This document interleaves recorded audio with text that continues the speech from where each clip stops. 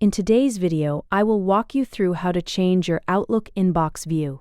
Please like and subscribe if this video helps you. Start by opening your browser and visiting the official Microsoft Outlook website.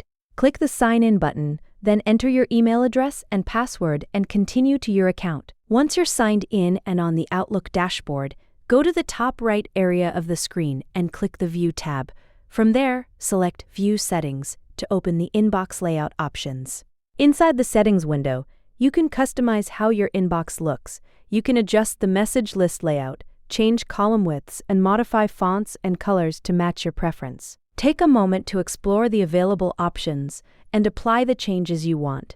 If needed, you can also reset the view settings back to default. When you're happy with the layout, close the settings window and your updated inbox view will be applied automatically. And that's how to change your Outlook inbox view. Thank you for watching the video.